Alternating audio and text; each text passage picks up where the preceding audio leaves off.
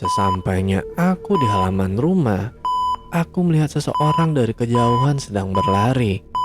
Zah, Zah, coba kamu lihat. Itu siapa yang lari malam-malam begini?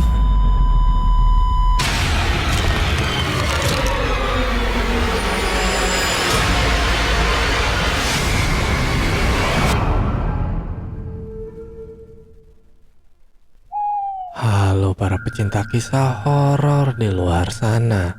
Berjumpa kembali dengan saya, kurator dari kanal Swarna Lokaya. Kali ini kita akan melanjutkan membacakan kisah dari penulis bernama Al yang berjudul Dendam Mayit. Untuk para pendengar yang mau membaca kisah ini secara langsung, saya juga menampilkan link pada kolom deskripsi dan silakan follow akun penulis. Sebelum kita masuk ke dalam ceritanya, saya mohon dukungan dari para pendengar untuk klik subscribe, like, and share. Dan jangan lupa aktifkan lonceng notifikasinya agar para pendengar tidak ketinggalan kisah-kisah terbaru dari Swarna Lokaya. Untuk para pendengar yang sudah memberikan dukungan, saya ucapkan banyak terima kasih. Dan semoga Tuhan juga melancarkan setiap usaha dari para pendengar. Mari kita mulai tenggelam dalam kisah ini. Kisah dimulai. Tiba-tiba ada sebuah tangan yang menepuk pundakku dari arah belakang dan menyadarkanku dari lamunan. Saat aku berbalik badan untuk melihat siapa yang ada di belakangku, aku terkejut. Ternyata Reza sudah ada di belakangku. "Kamu Niza, ngagetin aku aja sih," ketusku. "Kamu juga ngapain ngelamun di sini? Aku cari ke belakang kamu gak ada. Tahu-tahu di sini melamun. Mikirin apa sih kamu, Mas?" Sebatang rokok ku tarik dari bungkusnya. Ku hisap sambil kusuruh Reza duduk di sampingku. "Kamu tahu gak, Za? Aku di sini ngapain? Aku lagi teringat masa-masa remaja kita dulu. Kubandingkan kita yang dulu dengan yang sekarang. Setelah kulihat-lihat, kita yang sekarang bukan kita yang dulu. Kita yang sekarang terlihat susah untuk tertawa. Tidak usahkan tertawa, untuk tersenyum saja sekarang terasa sulit sekali. Serasa jauh untuk kita gapai kebahagiaan kita lagi. Iya Mas, aku juga ngerasain hal yang sama seperti kamu. Salah kita apa ya? Hingga nasib persahabatan kita seperti ini. Aku prihatin dengan keadaan Dika. Ada apa dengan dia? Kenapa dia jadi seperti itu? Sebenarnya apa yang dialaminya selama ini? Kamu tahu Mas, ada apa dengan Dika? Aku juga gak tahu Za, kenapa Dika seperti itu. Beberapa hari ini aku bertemu dengan dia selalu bersikap seperti itu.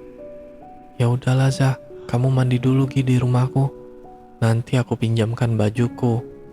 Selepas maghrib, kita pergi tahlil ke rumah Rati. Setelah itu kita cari Dika. Reza pun bergegas mandi. Tak berapa lama kemudian, HP-ku bergetar. Telepon dari Mama Rati. "Halo Bu, Assalamualaikum. Ada apa ya Bu?" "Halo Le, kamu sama Reza ada di mana? Kamu sama Reza bisa nggak ke pabrik? Di sini lagi olah TKP. Polisi mau minta keterangan sedikit dari kalian." "Oh iya Bu, bisa. Setengah jam lagi ya Bu. Aku dan Reza segera sampai ke sana." Reza keluar dari kamar mandi langsung bertanya, "Siapa Mas yang telepon?" "Ibunya Rati telepon. Tadi ibunya minta kita untuk datang ke pabrik. Di sana sedang ada olah TKP. Polisi ingin meminta keterangan sedikit dari kita." "Oh ya udah, ayo buruan kita ke sana." "Ya udah, ayo kamu pakai baju dulu. Itu bajunya udah aku sediain di kamar," ucapku. Tak berapa lama kemudian, Reza sudah siap. kami langsung bergegas menuju pabrik. Sesampainya kami di sana, terlihat banyak sekali orang berkumpul di tempat kejadian, tempat di mana penemuan mayat Ratih. Dan beberapa polisi sedang melakukan olah TKP. Ibunya Ratih menghampiri aku dan Reza. Bersama dengan 2 polisi, polisi tersebut mengajak kami ke sebuah warung. Di sana, aku, Reza, ibunya Ratih, dan 2 polisi tersebut duduk di warung itu. Dan polisi tersebut langsung bertanya kepadaku tentang keseharian Ratih di tempat kerja. Apakah ada orang yang tidak menyukai Ratih? Dan polisi tersebut juga menanyakan tentang keberadaan Dika. Aku pun menjelaskan secara rinci dari A sampai Z tentang bagaimana keseharian Ratih dan kapan terakhir aku bertemu Ratih. Dan kalau Dika, kami juga sedang mencarinya. Kami tak mengetahui keberadaannya. Yang saya pribadi tahu kalau Dika keadaannya sedang tidak baik. Seorang polisi memegang pena dan sebuah lembaran kertas putih dan mencatat kesaksianku dan Reza. Setelah kesaksian itu dirasa cukup, polisi itu pun pamit dan pergi. Kulihat Ibu Ratih yang sedang duduk di hadapanku terlihat lesu. Aku langsung menghampirinya dan memberinya ketenangan sedikit. Bu, sabar ya Bu. Ini semua cobaan buat kita. Kita harus ikhlas. Pasti secepatnya bakalan tertangkap. Ibu kecewa sama kalian. Kalian tak bisa jaga Ratih. Kalian kan bersahabat 3 laki-laki. Masa kalian bertiga tidak bisa menjaga satu wanita sahabat kalian? Ibu gak tahu lagi mau bicara apa. Ini pukulan terbesar di hidup ibu. Ratih, putri satu-satunya. Dan sekarang dia sudah tidak ada lagi sama ibu. Reza tiba-tiba langsung menghampiri ibunya Ratih dan menangis sambil mencium tangan ibunya Ratih. Maafkan kami ya Bu. Kami tidak bisa menjadi sahabat yang baik tuh Ratih. Kami gak becus jagain Ratih. Maafin kami Bu. Maaf. Ya udah Le, percuma juga minta maaf. Semua sudah terjadi, mau gimana lagi?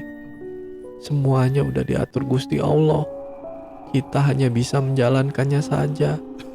Kami berdua pun tertunduk dan merasakan kesalahan dan penyesalan yang mendalam. Kami telah gagal menjaga Ratih. Kami bodoh, ceroboh. Hanya menjaga satu wanita saja kami tak bisa. Terlalu sibuk dengan urusan masing-masing. Sudah Le, kalian jangan ngerasa bersalah gitu. Ya udah, ibu permisi pulang dulu ya.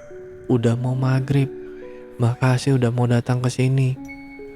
Jangan lupa kalian berdua datang ke rumah untuk tahlilan. Baik Bu, nanti setelah habis maghrib kami datang ke rumah, ucapku. Ibunya Ratih pun pergi meninggalkan kami. Sementara aku dan Reza masih melihat proses olah TKP di pabrik. Salah satu seorang karyawan pabrik mengatakan bahwa dia melihat Ratih terakhir kalinya pergi bersama Dika. Dika menjemputnya setelah Ratih selesai kerja dan hendak pulang. Pada saat itu Dika sudah menunggu di depan pabrik. Jawabnya, perasaanku mulai tidak enak. Beberapa pikiran negatif masuk ke dalam pikiranku tentang Dika. Apakah Dika yang melakukan ini kepada Ratih? Rasanya tidak mungkin, karena setauku Dika juga mencintai dan menyukai Ratih. Jadi rasaku tidak mungkin dia yang melakukannya. Waktu menunjukkan pukul 17:40 hingga akhirnya olah TKP pun selesai. Ada beberapa poin yang menyatakan bahwasanya Ratih memang dibunuh oleh seseorang.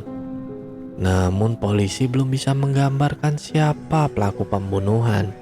Dan polisi akan melakukan otopsi dan visum untuk mendapatkan bukti yang lebih kuat lagi besok. Setelah selesai olah TKP, aku dan Reza pun kembali ke rumah. Di jalan Reza bertanya, "Mas, kamu memikirkan sesuatu yang sama seperti aku pikirkan gak? Apa mungkin Dika pelakunya?" Mana mungkin lah, Za. Dia sahabat kita udah 8 tahun. Udah 8 tahun kita berteman. Kamu tahu gimana dia, Za. Jadi rasaku gak mungkin dia tega melakukan itu ke Rati. Iya mas, aku tahu dia gimana. Yang kamu bilang benar. Mana mungkin dia melakukan itu ke Rati. Lagian apa untungnya dia lakukan itu ke Rati? Mungkin pikiranku saja nih yang tengah kacau. Sampai memikirkan hal yang tidak baik pada Dika. Tak berapa lama kami pun sampai di rumahku. Terdengar suara azan maghrib. Aku dan Reza langsung menunaikan sholat maghrib. Setelah sholat, kita langsung ke rumah Rati untuk tahlilan. Selesai tahlilan, aku mengajak Reza untuk pulang. Aku balik ke rumahku aja mas. Aku gak enak kalau terus nyusahin kamu. Kamu ngomong apa sih mas? Siapa yang bilang kamu nyusahin? Udah gak apa-apa. Lagian orang tuaku kan gak ada di rumah. Kamu tidur di rumahku aja temenin aku. Ya udah deh kalau kamu maunya gitu mas, sahut Reza. Kami pun langsung balik ke rumahku. Sesampainya aku di halaman rumah, aku melihat seseorang dari kejauhan sedang berlari. Zah, coba kamu lihat, itu siapa yang lari malam-malam begini? Ucapku pada Reza. Iya ya, siapa ya itu mas? Ayo mas, kita cari tahu. Takutnya maling di kampung kita. Aku dan Reza pun bergegas lari mengejar orang tersebut. Kami mengejarnya terus sampai kami terbawa olehnya. Di salah satu gudang kosong yang ada di belakang pabrik tempatku bekerja. Kulihat orang itu masuk sambil berlari ke dalam gudang tersebut. Aku dan Reza sangat berhati-hati juga ikut masuk ke dalam gudang. Kulihat ada seseorang di balik kegelapan sedang terpojok di gudang tersebut. Heh, siapa kamu? Sedang apa kamu tadi di kampungku? Tanya Reza. Tiba-tiba terdengar suara dari orang itu yang mengatakan, Ampun, tolong saya, ampun. Aku tak asing mendengar suara orang itu. Pelan-pelan aku dan Reza mendekati orang tersebut. Sungguh terkejutnya kami. Ternyata orang itu adalah Dika, sahabat kami. Dika, kamu kenapa? Siapa yang mau nyakitin kamu? Tenang Dik, tenang. Ini aku sama Reza. Dika terus berteriak histeris sambil meminta tolong. Dik, kamu buka mata. Ini aku dan Reza. Ucapku. Kamu kenapa Dika? Siapa yang mau nyakitin kamu? Bilang sama kami. Dika membuka matanya. Lihatku sedang berdiri di depannya. Dia langsung memelukku dan Reza sambil berkata, Ampun, maafin aku. Rati ingin membunuhku. Ucap Dika sangat ketakutan. Kamu ngomong apa sih Dik? Rati udah gak ada di sini. Dia sudah meninggal. Dia dibunuh. Maafin aku sahabatku. Aku telah bunuh Rati di sini. Aku yang telah bunuh Rati. Aku buang mayatnya di limbah pabrik. Maafkan aku, maaf. Sekarang Rati ingin balas dendam dan bunuh aku. Aku telah buta oleh cemburu saat ku dengar Rati akan menikah dengan Reza. Aku buta karena cemburu dan aku bunuh dia. Ucap Dika. Sontak kaki dan badanku lemas saat mendengar pengakuan Dika. Aku pun menjauhinya dan terjatuh lemas. Tak kusangka, ternyata pembunuh Rati adalah sahabatku sendiri. Bagai tersambar petir di siang hari, makin hancur hatiku saat ini. Aku tak bisa berkata apa-apa lagi. Sambil tertunduk, aku menangis dan sangat menyayangkan hal ini. Ya Tuhan, kenapa kau timpakan permasalahan seperti ini di kisah persahabatanku? Aku terus menangis dengan rasa penyesalan yang mendalam. Karena aku tak bisa menjaga sahabat-sahabatku. Reza kulihat tak bisa lagi membendung amarahnya. Sambil menangis, ia seperti orang kesurupan, memukuli Dika membabi buta. Sementara Dika hanya terduduk diam memojokkan diri. Reza terus memukulinya. Kemudian Reza mengambil sebuah balok dan menghantamkannya ke kepala Dika. Mengalir deras darah dari kepala Dika. Sementara Dika hanya berdiam lemas tanpa perlawanan sedikit pun. Aku pun tak sampai hati melihatnya. Aku juga gak mau ada korban lagi di persahabatan ini. Saat hendak dipukulkan Reza lagi kepala Dika menggunakan balok untuk kedua kalinya, aku pun bergegas lari ke arah Reza dan menahan balok tersebut. Sabar, Za, sabar.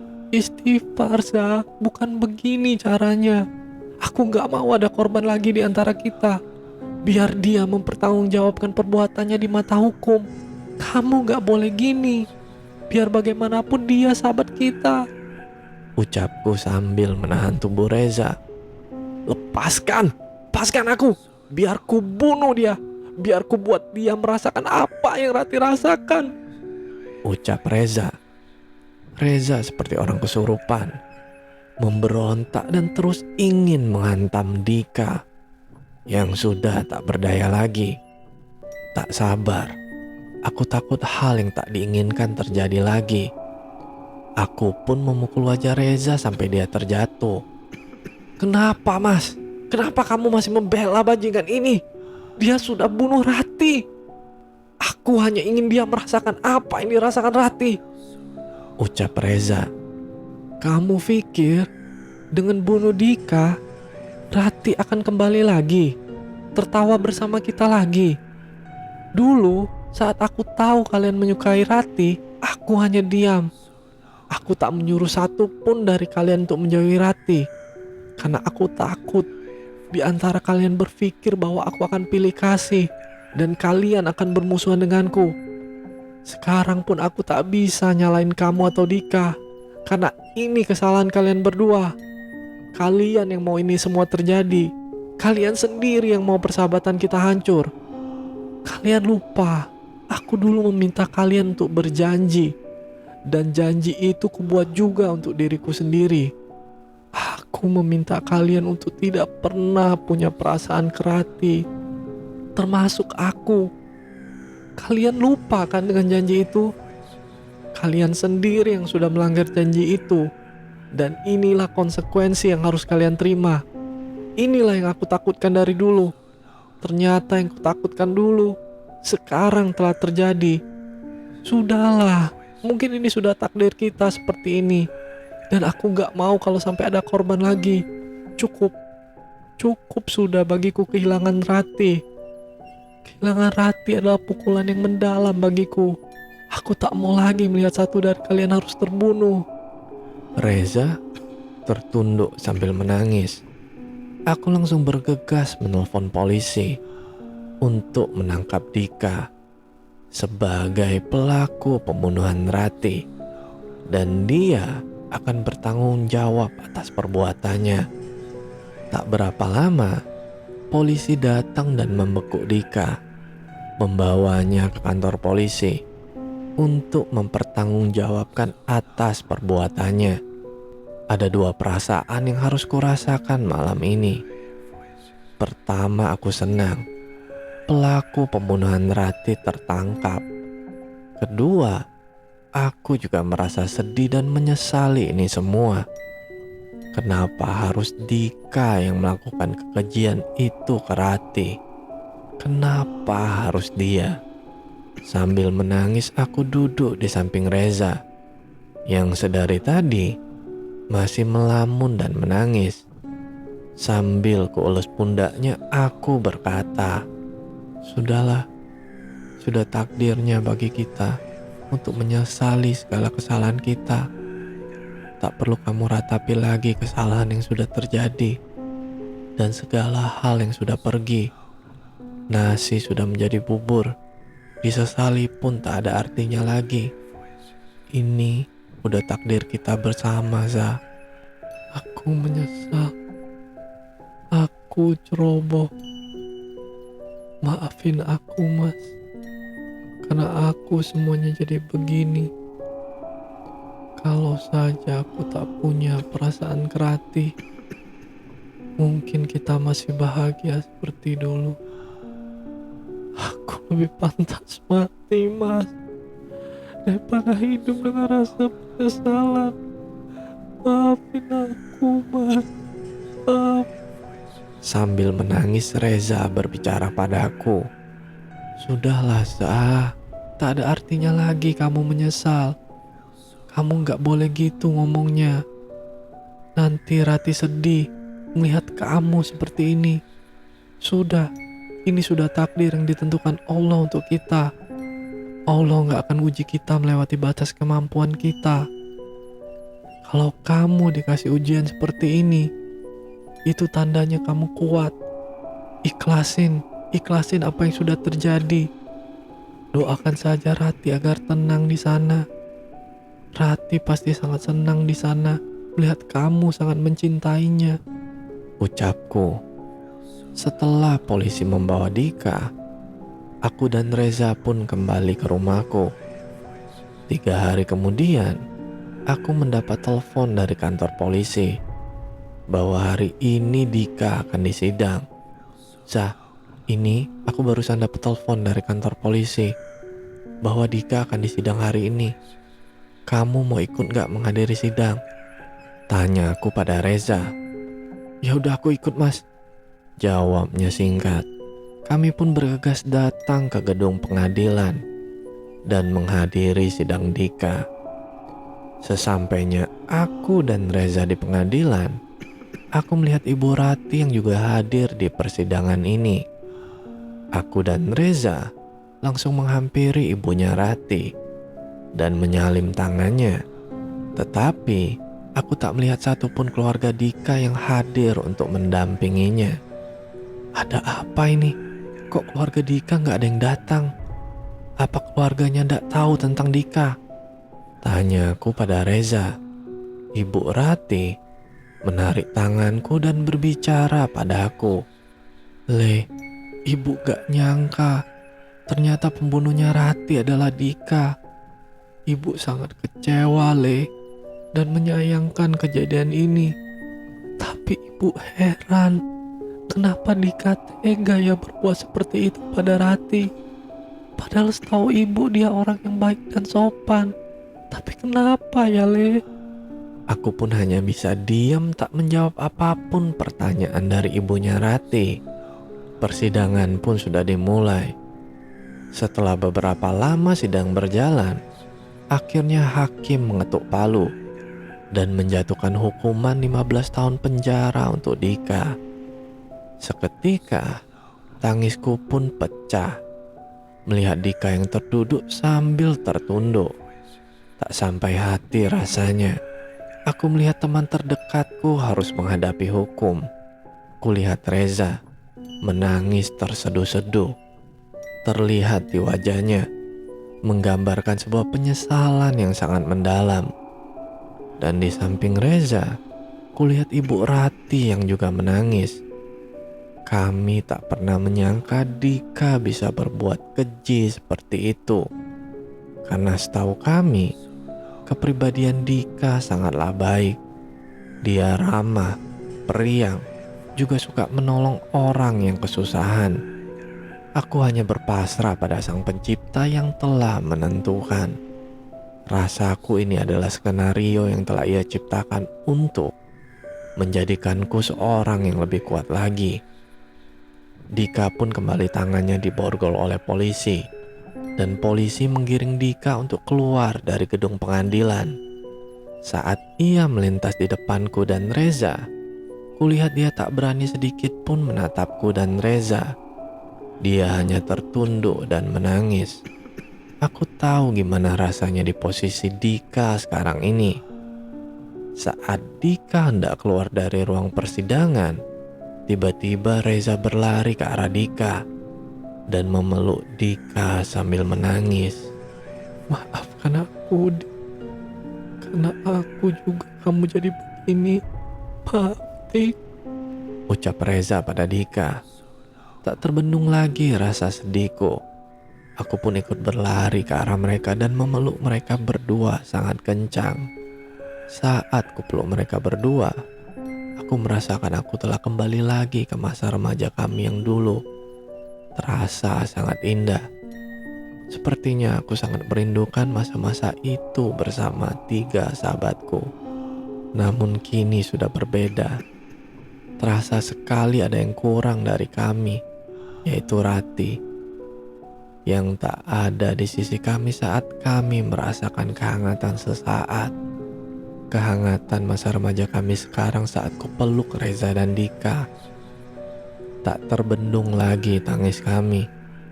Kami pun menangis dengan hati yang sangat terpukul dengan kejadian ini. Saat ku lepas pelukanku, Dika mengatakan, Maafkan aku, sahabatku. Aku tak bisa lagi menjaga persahabatan ini. Aku telah menghancurkan persahabatan kita." Sambil ia menangis, ia mengucapkan perkataan dan penyesalannya. Perlahan polisi mulai menggiringnya lagi hingga akhirnya kami pun berpisah. Reza kulihat masih menangis, dan sambil mengucapkan penyesalannya, aku menenangkan agar ia tidak larut terlalu lama dalam kesedihan dan rasa penyesalannya. Hari-hari pun berlalu. Kini terasa sekali kesunyian yang mengisi hidupku.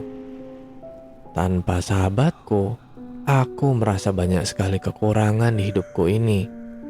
Tak terasa, sudah 1 tahun aku tak bertemu Reza karena dia sudah pindah ke Jawa. Terakhir, dia mengunjungiku waktu 3 bulan yang lalu saat aku menikah. Dia tidak bisa tinggal di sini terus karena dia merasakan penyesalan yang sangat mendalam saat dia berada di desa yang penuh cerita ini.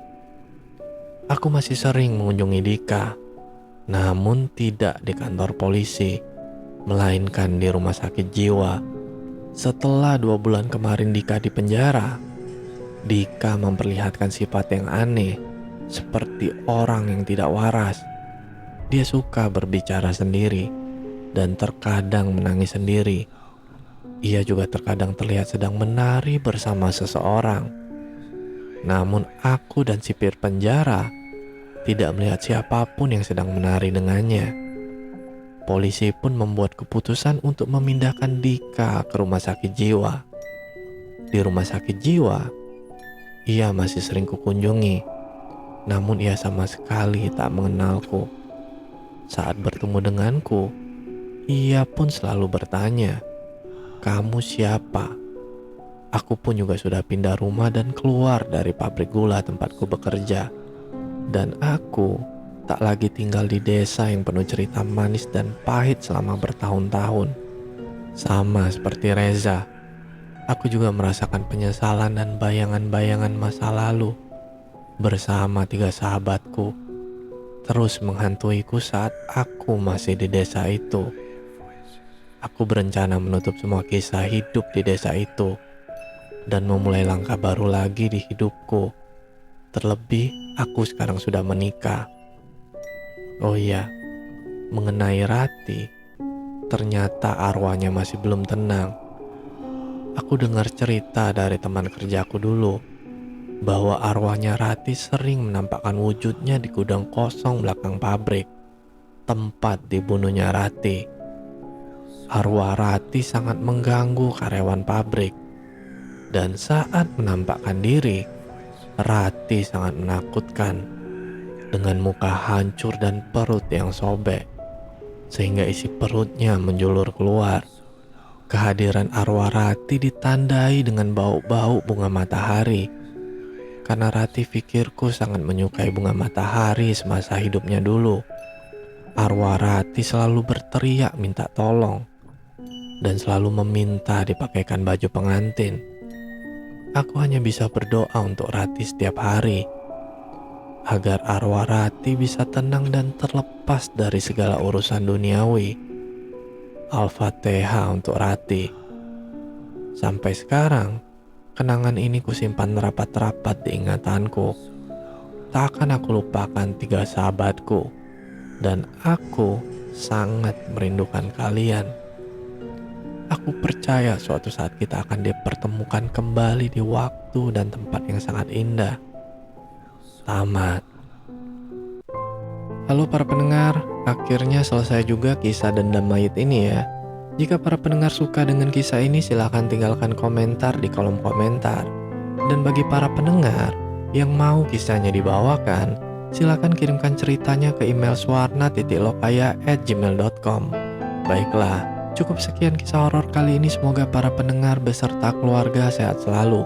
Dan sampai bertemu lagi dengan kisah horor berikutnya. Tentu saja di kanal Swarna Lokaya. Bye.